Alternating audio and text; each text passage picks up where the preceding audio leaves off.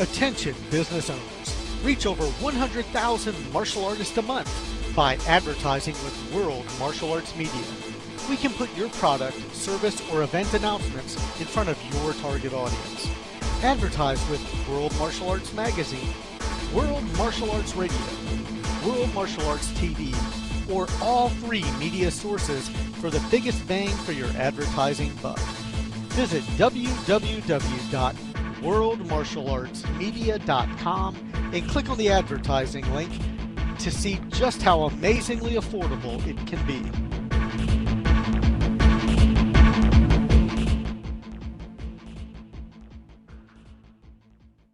Welcome once again, my friends, to World Martial Arts Radio, and I am your host for World Martial Arts Radio, Alex Collazo. Well, again, no MMA for New York. And I'm going to have Phoenix Carnavale on my show today to hear her opinion on this very sad situation. Phoenix Carnavale stood on stage at the New York UFC World Tour stop, telling fans the phone number of the New York politician so they can contact him concerning the UFC ban in the state, which I admire her for. She is an awesome martial artist and is a very popular martial arts commentator and has interviewed some of the biggest names in mixed martial arts, like John Jones and Ronda Rousey.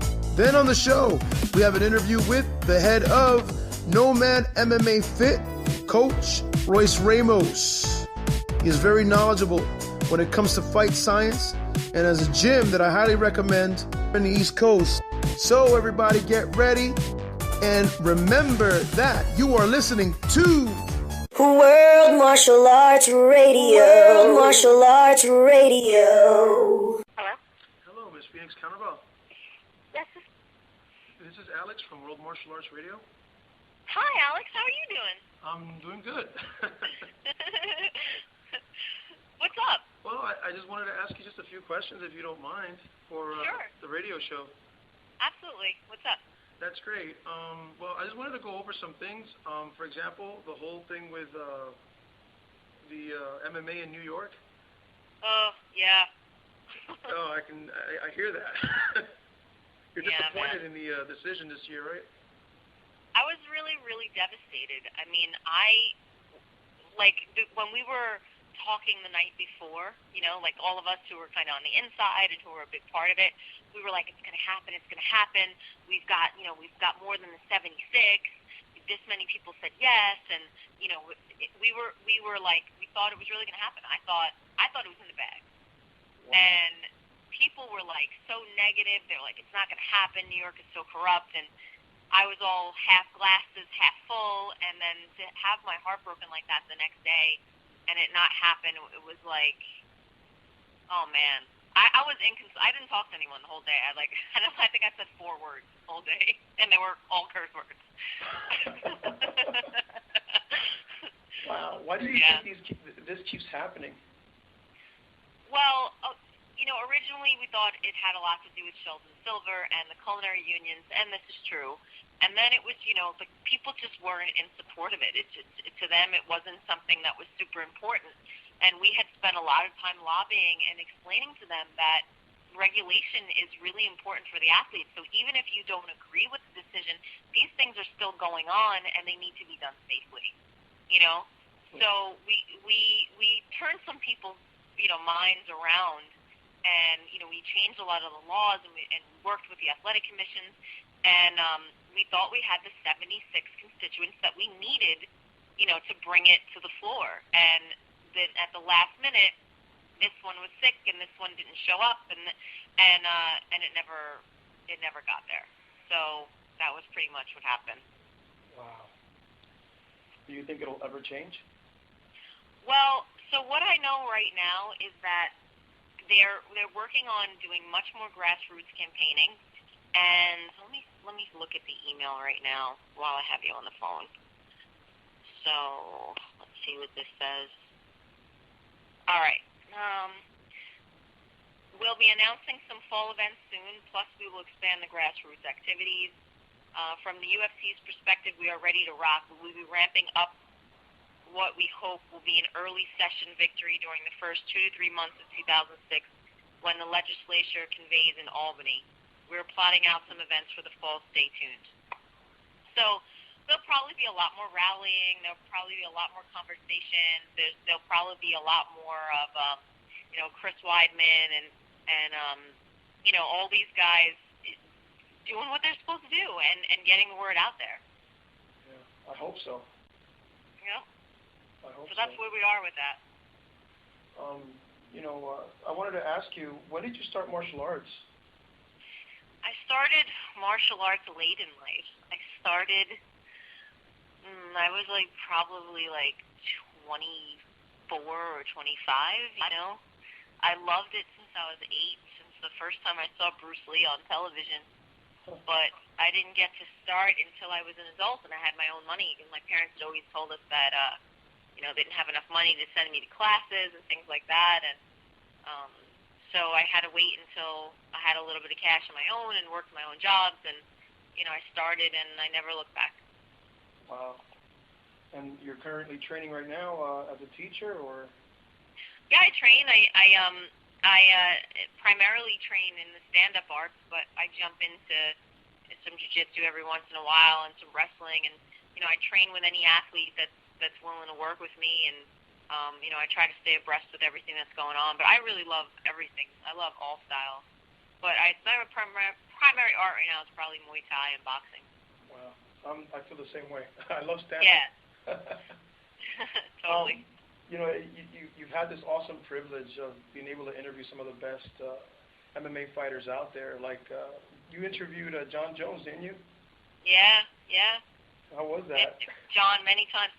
I mean, people could say what they want about John, and, I know that his behavior was very immature and irresponsible, but he's always been very, very kind to me and always very, very respectful to me. So speaking from my own personal experience, he trained under Phil Nurse a few times, so he was always great with Phil, and Phil and I are super close, so he always looked at me as an extension of Phil, and because of that, he was always extremely respectful to me, and we developed a friendship, and we would talk about martial arts, we would talk about Bruce Lee, we'd talk about philosophy, so I was really brokenhearted and disappointed in him because the conversations that I had with John, he was really kind. He was great with the teenagers when they would come in. He would always stop and talk to everybody, especially the kids and the teenagers, and he was always willing to learn something cool or new or different. And I just had this whole totally different experience with John, so yeah, I was pretty upset when everything went down with him. That's awesome. Yeah. Before I let you go, I just want to say that I admire you, for your work. Thank you. You're not only beautiful, but you're incredibly smart. You're great at what you do, in the media. Thanks, Alex. Yeah, this is a privilege for me, too. So I'm one of your fans. Thank you, man. I appreciate that. Sometimes I don't think anybody's watching. Oh, they are. I hope this whole thing with the MMA works out. I mean, it will benefit all of us, I guess, in the end, Yeah, man. It's so sad and so frustrating. And, I feel like we're going to learn from our last loss and, come back stronger this time around, just like a regular fight, Yeah, well, I saw that Ronda Rousey went down there. Yeah. How did that work out? She did a great job. She talked to the people at Albany, and they were totally taken by her and her charm, and, she definitely turned some opinions around, and, I wasn't there for that, but from what I heard from the UFC's lawyers, she was totally charming and funny, and she really executed some great points about what athletes go through and the type of safety and care that they need. So we just need more of that, and I think we learned from our mistakes, and we'll have a bigger push this time around. Thank you, Miss Carnavale. Yeah, no problem. So anyway, I just want to say once again, thank you, and I guess until next time, and that you have a great night, and I hope everything works out for you. No problem. Just tell everybody to like and subscribe to Everything Martial Arts more on YouTube. We've got so much great content coming out and so many more great interviews coming out in 2006, so I hope you guys can stay tuned. Taekwondo training, fellowship, and spirit. The U.S. National Taekwondo Association is your link to the traditional Taekwondo of Korea. We offer both national and world certifications. Our mission is to provide a fraternal organization for the promotion and preservation of Taekwondo as a martial art. We strive to service all needs of the traditional stylist, from the highest level grandmaster to the beginner student.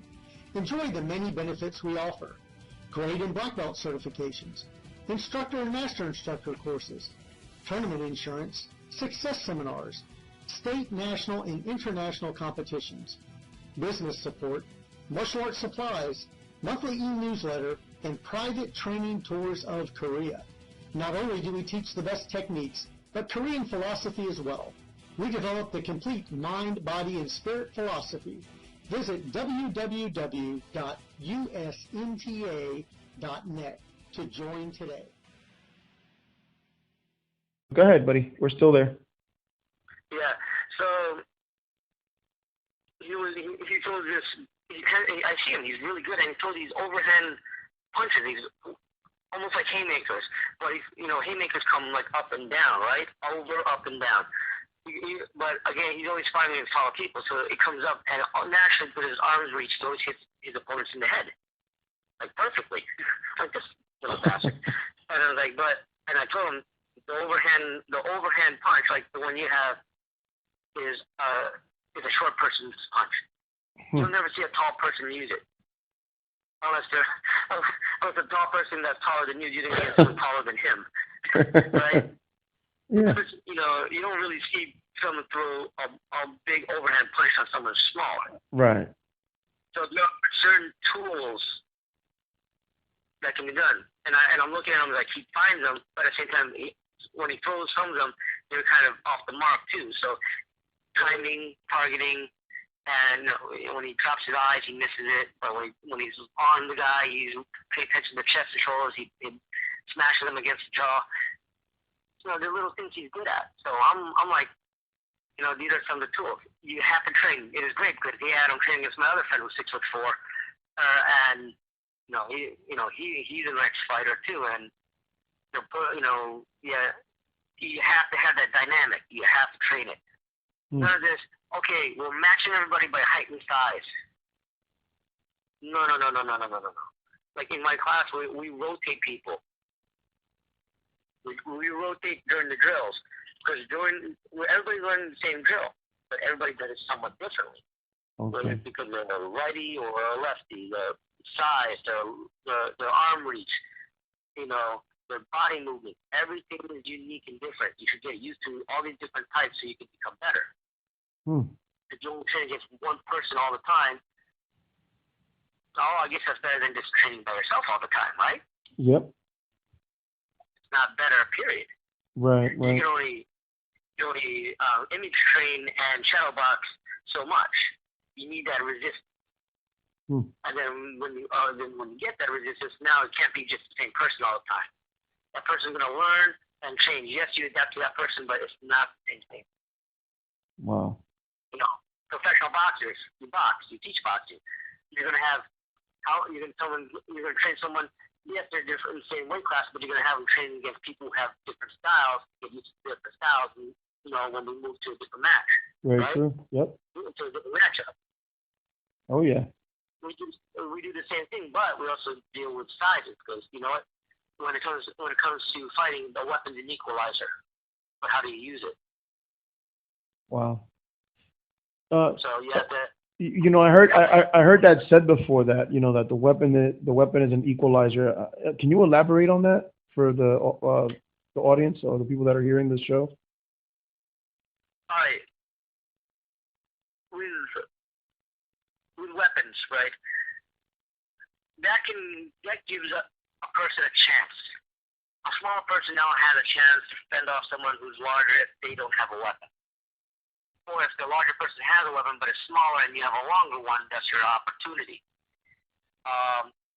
That's why it's an equalizer. A big guy comes up to me, right, and he's like pretty ready to fight. I have to understand that my options are limited. I can't pound, come away at his chest hoping, body blows are going to hurt to bring him down.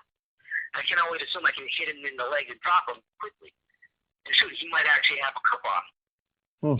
Yeah. So you have to think of different things, especially if they're going to be a brute. They're intense. People don't understand that. People who are going to be attackers, predators, they do things that people don't expect.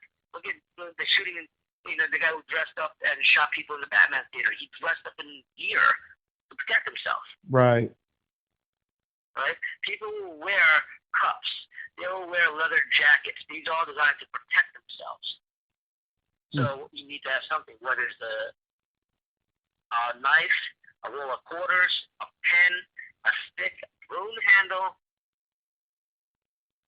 a beer bottle, whatever will work to help give you an opportunity. This is your chance. That's why you're an equalizer. If you know how to utilize them, that's what makes it your real chance. If you're going to just grab a pipe or a baseball bat and just swing away without thinking about it, that's not going to, yes, it might help. You might get lucky. Maybe you hit the guy in the shin or knee, and then what do you see every time? And the reason why movies mimic it, they portray the movies because it's what happens in real life. They hit him, drop the weapon, and run. Wow. But that's what happens in real life. People do that. Yeah. But when bad guys get you down, they don't stop hitting you. That's why you have your weapons there. If you're gonna run, keep the weapon. Yeah. Hit them in the run. If you don't want to be cruel and mean to a person who's trying to do that to you, you don't believe in that. You're non-violent, but you want to protect your life. Smash it in the knee and run. Wow. Right? Yeah. You can't run after you very well. Right. Yeah. And there's the opportunity to run away, call the police, tell them what happened, what you did, where it was, so on. That is your equalizer. Awesome. Hopefully no one has a gun to shoot you in the back. Again, the best you get to worry about. That would suck. Yeah. But again, let's take a stick. A stick gives me 30 inches more range of striking than I normally would have. So someone who's taller, who's 6'4" versus my 5'2", and they have a 34-inch reach and mine is a 27-inch reach. There's only a few inches they have an advantage over me. But if I take my 30-inch stick and hold it in my hand, my reach is now longer. Yeah. So I can protect myself against someone who's bigger. I see. Right? Yeah. Equalizer or more. Right? Yeah. Yeah. So, wow. And again, you don't have to be like, weapons is only for hurting people, damaging it. Well, yes and no. You defend yourself. There are ways to defend yourself without bloodying or completely crippling somebody. Because, you can always keep your range. If you're smart, people will fight. They keep the range. Keep out of the range of your opponent who can strike. You use your weapon and strike his weapon. We attack the hands. We attack the elbows and the joints. Right? We attack the legs. Because attacking the body may not work unless you have a machete in your hand. But then now you're dealing with legal issues. But you can have an umbrella. You can have a cane. You could grab a pen. You could grab a soda bottle. Grab a beer bottle. Right? The list goes on. There's a lot of stuff that laying around you could grab and use. Wow. People don't know that. Jogging through the park, there's a branch on the ground. You can grab and use it. Right? Yeah. These are the things people don't know about. Or think that the people who say Kali will never work, when will you ever have a stick on you? Are the ones that are closed-minded and close their minds off to the reality of real life. Right. Because there's everything around me is a potential weapon. I agree. I don't need to pick up a blade. I don't have to pick up anything that's lethal. I pick something up. I could take my mouse from my computer and use it as a flail. And quite effectively, too. Wow. I could take a flashlight. People use flashlights, right? Yeah. How about, some like in a house, you have nothing but you have some maybe coax cable, some old coax cable that you use for your television. You rip the coax out of your television. You want to use it to protect yourself. and whip at your opponent. That would be quite lethal. Right. What about you have a fan, a little floor fan. They're designed to open up so you can clean the fan, right? Open it up, rip the blade out, and you can use that. Or you just take the head off and use the mid pole and use that. Yeah. Floor lamps. You just take off the head and unscrew it from the base. Boom, you have a short pole. So just about anything could become a weapon. Curtain rods, your belt, you could use that. Pull it out, wrap the soft end around your hand, and leave the buckle out. Everything can be used. Anything can be used.